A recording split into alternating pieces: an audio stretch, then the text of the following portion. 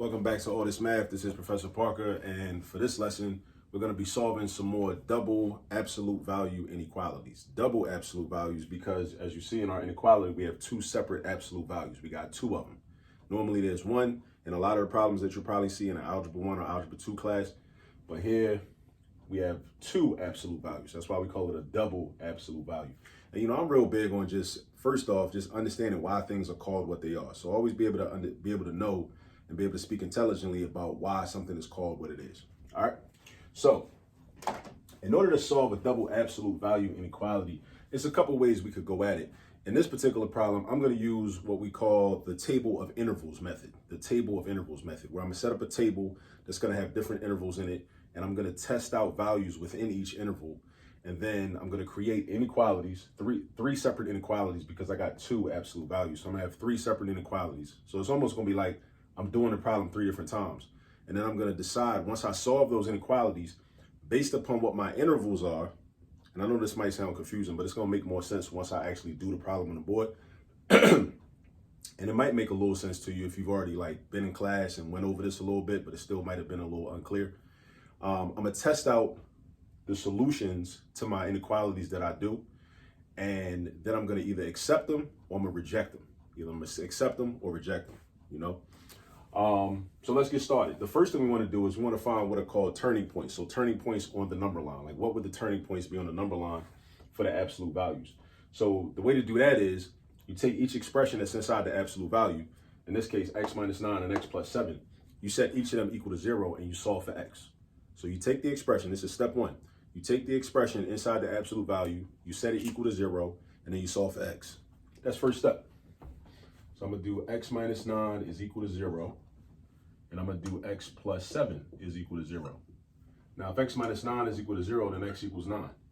If x plus 7 is equal to 0, then x equals negative 7. So these are two turning points, at 9 on the number line and at negative 7 on the number line.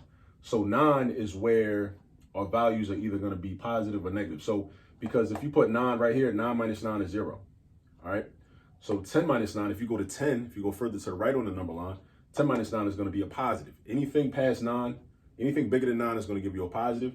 Anything less than 9 is going to give you a negative. So that's why 9 is considered our turning point, because 8 minus 9 is going to give you negative 1. Also, 8.99999, even with decimals, it's going to give you a negative, right? So that's why 9 is considered our turning point. And in this expression, negative 7 is considered our turning point. So that's our first step. So we're going to take this information and we're going to write a table. We're going to set up a table with 3 columns in it. Why does it have 3 columns? How do you know it shouldn't have 4 columns or 8 columns or 5 columns? You know it's got 3 columns in it because it's got 3 intervals. How do I know it's got 3 intervals? Because there are 2 turning points. So let me show you how you break it down.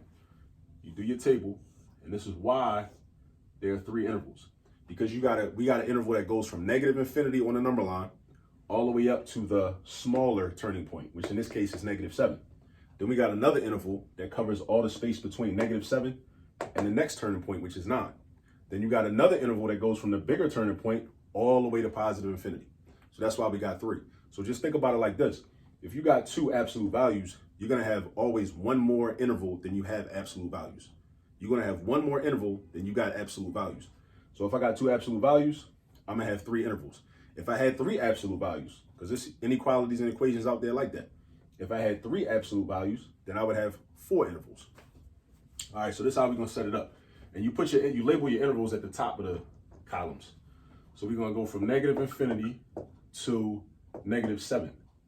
And you put your parentheses around it because that shows the interval. Think back to interval notation when you're solving equations or inequalities. All right, negative infinity to negative 7. Then we go from negative 7 to 9, but I'm going to include the negative 7 in my interval. So I'm going to use a bracket. When we use an interval notation, when we're going to include a number, we use a bracket. So I go from negative 7 to positive 9. I don't include 9 though, because what I'm going to do is I'm going to include 9 in my next interval. So I'm going to go from 9 to positive infinity. All right. Now the next thing we got to do is, so our first step was to find our turning points. Our next step is to just set up the table. Next step is just set up the table. Then we got to do something with figuring out, we got to get some information based on which is going to help us to know how we're going to set up our 3 inequalities. And why there are 3 inequalities? It's going to be 3 of them because we got 3 different intervals. So we're going to have an inequality for each of these intervals. All right, we got to do 3 different ones. One for this interval, one for this interval, and one for this interval. Now, how should that inequality be set up though? You take a number that's in this interval right here, any number, it don't matter what the number is, right? This goes from negative infinity to negative 7. So I'm gonna do like negative 10. Let's try negative 10. Oh, matter of fact, should I do negative 10? Yeah, I'm just do negative 10. It don't matter what the number is. I'm gonna just use a negative 10 because I like numbers that end in 0. You know, they seem easy to work with sometimes. So negative 10, right? I plug that in here, I do negative 10 minus 9.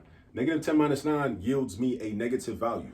So that means that when I set up my inequality, when I use the expression x minus 9 is going to be a negative. It's not going to be a positive. So it's either, when you take the number from the interval, plug it in, you'll either get a negative value or a non-negative value. Non-negative meaning you either get 0 or a positive number, right? So if you get a negative value, that means this expression is going to be negative. So it's going to be negative quantity x minus 9, right? And we do the same thing over here. Negative 10 plus 7. Negative 10 plus 7 is negative 3. All right, so we got negative 3. So again, another negative. So that means this expression is going to be treated like a negative. So you write negative quantity x plus 7. Now we got to do that 4 more times because we got to test each of these expressions within each interval. So we tested each of these in this interval, and we know we're going to use negative quantity x minus 9, negative quantity x minus 7. Then we go in here. From negative 7 to 9, I'm going to just use 0. Yeah, I'm going to just use 0. I mean, again, you could use any value you want. We could even use negative 7 if we wanted to, because that's included. But I'm going to just use 0. So 0 minus 9 is negative 9. I got a negative value. So that means just like this one, I'm going to have negative absolute value, not absolute value, negative quantity x minus 9. And then I go to this one right here, 0 plus 7. 0 plus 7 gives me a non-negative because it gives me a positive. If it gives you a positive or 0, you keep it just the way it is. You don't flip it and change it to a negative like in these 3. We don't do that. Because we ended up with a positive, we're just going to use regular x plus 7. Then I go to this interval. I need a value between 9 and infinity. I'm going to just use 9. I'm going to use 9 and see what happens. Because 9 is included. 9 minus 9 is 0. That's a non-negative. That's a non-negative. So we don't change it to a negative. We keep it what it is. Remember, if you take a number from the interval and plug it into the expression, if you get 0 or a positive, then you just keep the positive value. You keep the positive state of the expression. All right? So 9 minus 9 is 0. So that means I'm just rocking with x minus 9. All right? And I'm going to use 9 again. 9 plus 7 is 16. That's a positive or a non-negative. So I'm going to just rock with x plus 7. So now that's like our 4th step. Our first step was to find our turning points. Second step was to set up the intervals. The third step was to, that was the third step. The third step was to test to see whether the expressions from the absolute value are going to be positive or if they're going to be negative. Am I going to have positive expressions or negative expressions when I set up my inequalities? So now the next step, the 4th step is going to be set up your inequalities. Now we're going to have 3 of them. So I should have enough space on the board. We're going to have 3 of them. One for this one, one for this interval, one for this one, and one for this one. All right, so A is going to be our first one. We're going to have negative quantity x minus 9 plus, because there's a plus sign in the original inequality, a plus sign. Then we're going to have plus, and then because this is a negative, I'm going to use brackets to try to keep everything a little more organized. Negative quantity x minus 7 is less than 16. So I got the negative quantity x minus 9 plus the quantity of negative quantity x minus 7 is less than 16. So now I just got to do some algebra, simplify some things, and solve for x. So we're going to distribute this negative 1 because this negative sign is really a negative 1 that's being multiplied by the quantity x minus 9.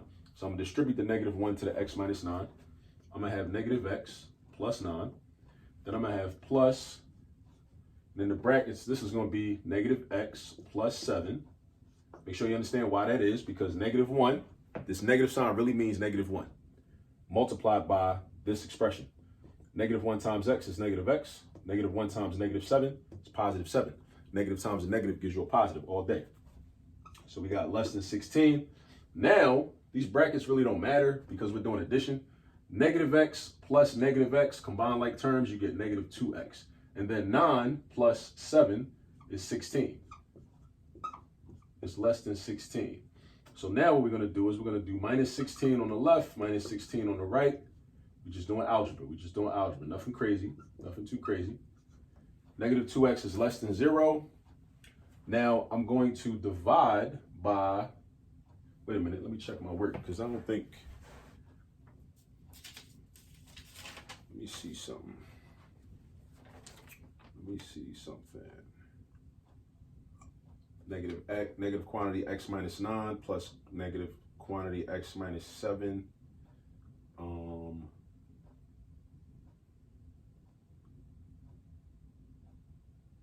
Oh, yeah, that's a mistake. That's a mistake.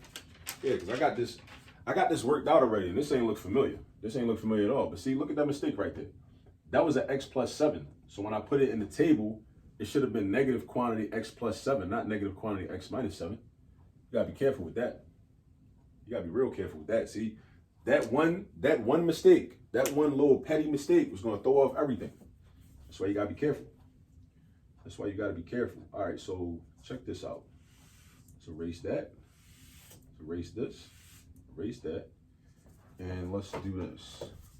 This is gonna change, I think. So this should have been a plus sign right here. This right here should have been a plus sign because that should have been a plus sign because originally I mistakenly wrote it as a minus sign. All right. But, you know, mistakes happen. It ain't the end of the world. You know what I'm saying? You just got to like find your mistakes. And it's a good thing I had done this problem in advance. So I knew what it was supposed to end up looking like. Right. Good thing I wasn't up here, you know, in this particular time, like up here freestyling, you know, doing the problem, you know, first take or whatever. So that's negative x. That's plus 9. Then we got negative x, and this is negative 7.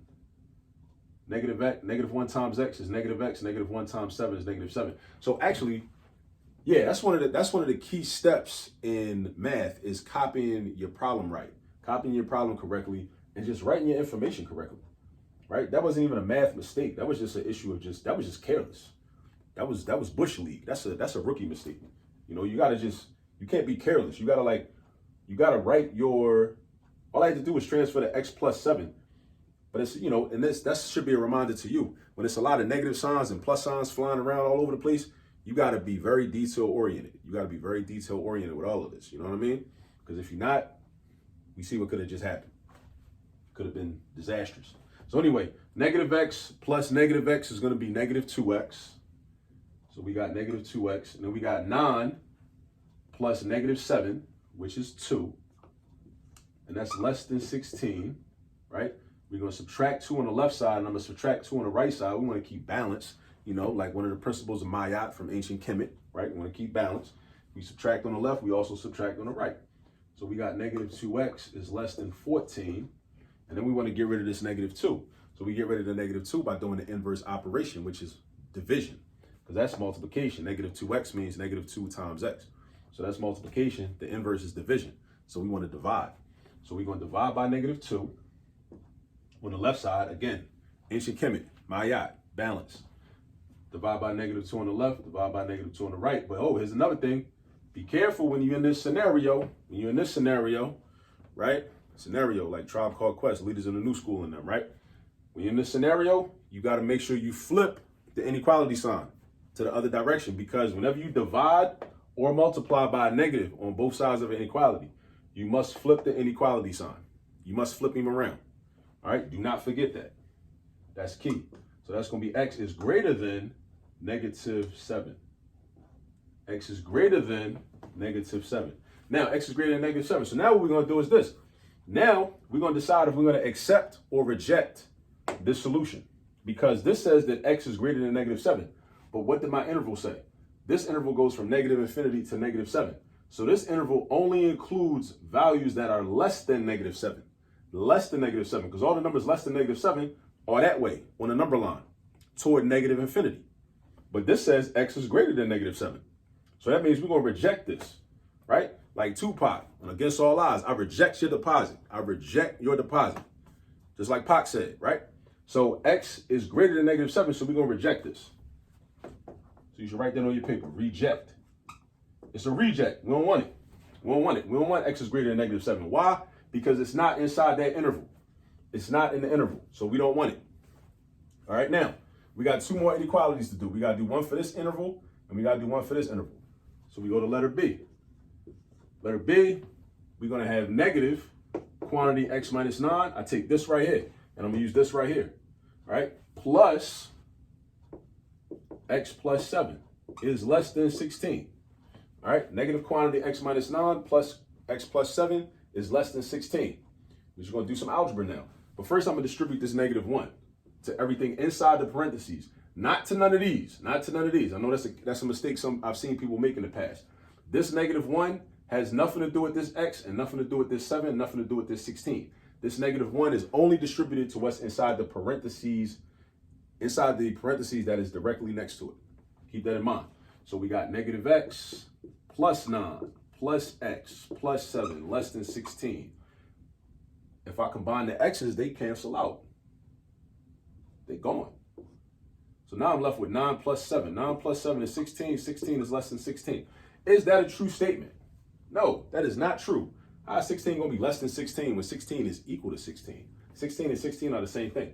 So that means we're going to reject all of the values. So all of the values in this interval are no good. All right, all the values in this interval are no good also. All right, so this is not part of our solution. So this was not part of our solution because when we solved the inequality, we arrived at x is greater than negative 7. But yet this interval says that x is actually less than negative 7. So they don't match up. So therefore we reject it. This is a false statement, right? This is a falsehood. This is a false statement, so we basically reject that too. All right, we're going to reject that too. Now, we go to the third inequality. I was about to say equation. Third inequality. X minus 9 plus x plus 7 is less than 16. So x minus 9 plus x plus 7 is less than 16. This one ain't as difficult as the other ones. X plus x is going to be 2x. Negative 9 plus 7 is negative 2. Then less than 16. Add 2 on the left, add 2 on the right. The 2's cancel out. We got 2x is less than 18. Divide by 2 on the left, divide by 2 on the right. Keep it balanced, Mayat, right? X is less than 9. Do I flip the inequality? No, because I'm dividing by a positive 2. When I divide by positive numbers, I don't flip the inequality. It's cool, right? Now, x is less than 9. Now, does this match up with this interval? This interval includes 9 and all the numbers greater than 9. So therefore, this says x is less than 9. So this solution set is not inside this interval. So that means we're going to reject this. We're going to reject this as well.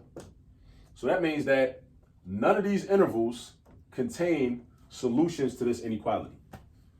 And if those are the only 3 intervals available, what does that tell us? That tells us that there is no solution, because the solution would have had to have been either in this interval, either in at least one of these intervals, or in all of the intervals, or in 2 of the intervals, right? But it's not in this one, it's not in this one, it's not in this one. And how do I know that? Because look what happened with the first interval. We got x is greater than negative 7. X is greater than negative 7 is to the right.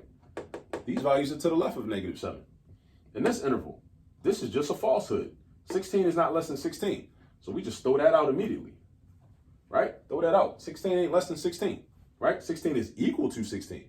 It's not less than 16, right? Now, if we had got 15 is less than 16, then that's a true statement. And that means that would indicate that all of the values inside of this interval are solutions, right? So any number, including negative 7, all the way up to but less than 9 would all be solutions if we had got a true statement. So whenever the x's cancel out or the variables cancel out and you get a true statement, that means that all the values in that interval, that inequality or equation, if this is an equation you're working with, dealing with double or absolute values, all the values in there are valid.